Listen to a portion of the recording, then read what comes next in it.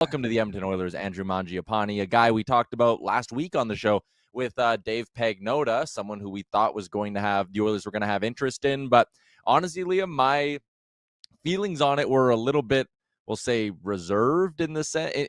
I thought he was going to get, and based on what Pagnotta told us, based on what other players were signing for in the market, I thought Andrew Mangiapane was going to get north of $4.5, maybe even north of $5 million per season, because teams were going absolutely nuts yesterday, and a bunch of teams had cap space. But coming off a down year, Mangiapane signs a 2-year, $3.6 million AAV contract with the Edmonton Oilers, and I think this is a home run deal. I think it's one of the best contracts that was signed yesterday on free agency. To get a guy who is an objectively better player than Tanner Jeannot and a whole bunch of guys that inked deals yesterday, to get him for 2 years at 3.6, if it works, you get a second year that's value. If it doesn't, Stan Bowman's already showed us, he can just flip that contract out.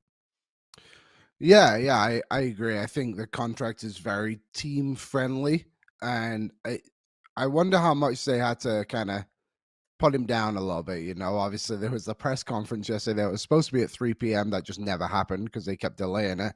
The assumption is it was because stuff like this was obviously going on in the background. But when we had Pagnotta on, what was it, early last week, whenever that was, he did say 4 to 5 million. So, like you said, the fact the Oilers were able to get him down to that and now have filled a hole in their middle six. Don't get me wrong, I'm not coming in here thinking that Andrew Mangiapane is going to get back to his 30-plus goal form that he had with the Calgary Flames, but I think he is what Jeff Skinner could bring to the lineup. And what I mean by that is offensively, like if he's going to put in 15 to 18 goals somewhere in that range, I just think he's a better fit because he can play on the penalty kill. He skates a lot better. He's more of a direct player, I guess you could say, in his skating, like goes and gets pucks, and could be a really good player to play alongside Leon Draisaitl. I know we all have Podkolzin, but Mangiapane is going to be able to score more goals than Podkolzin, unless all Podkolzin does this summer is shoot the puck and hit the net.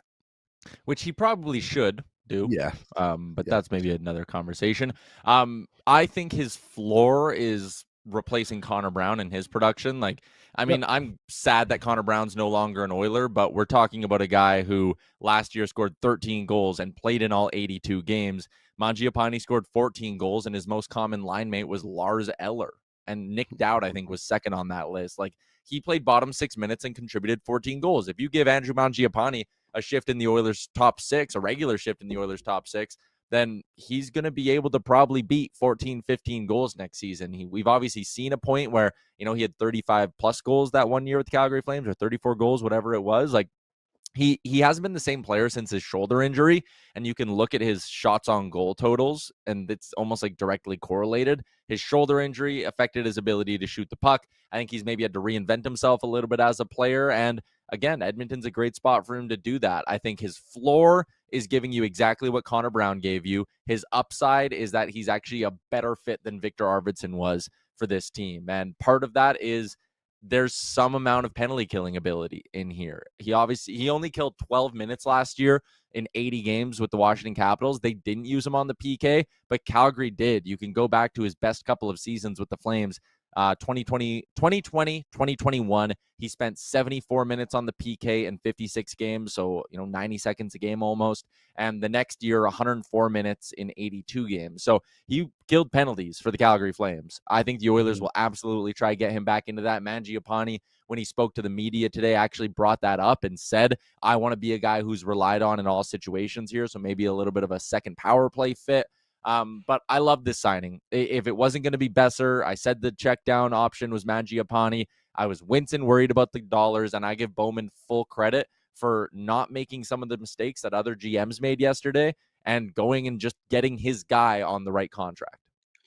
Yeah, I agree. Yesterday was very interesting because there was actually tons of teams that just made like one move. Obviously, the market wasn't fantastic, but I think looking back on it now, like you have to be fairly happy with what Bowman did. Obviously, there's still a hole in the conversation going on in the crease. Like, what are they going to do there? I don't think they're necessarily done in a trade market for a forward. Obviously, a bit of speculation, which we'll get into a bit later, but I think the blue line's fairly set as it is. But yeah, all things considered, you paid Andrew Mangiapane, who has a potential to be a 20-goal guy, 0.2 million, 200,000 more There you go. than Tanner Jeannot, and you got him on 3 years less.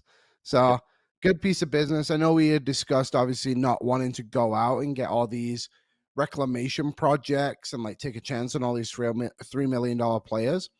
I don't think they did that. I think with Mangiapane, they got a guy you kind of know what he is. He fills a bit of a gap. I don't think the expectations are very high for him by any means. And then also too, Trent Frederick, another $3 million guy. Again, the expectations aren't high, but another player who has said I want to contribute on the penalty kill and in other places. I don't want to just be a 5-on-5 player for this team.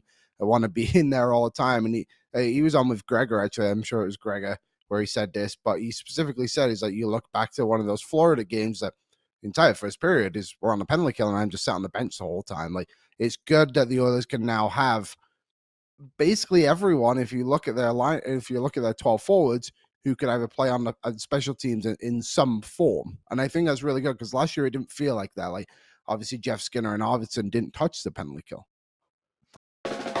What's up, Nation citizens? If you like that video, then you need to be subscribed to the Oilers Nation YouTube. Podcasts, live shows, exclusive interviews, and analysis.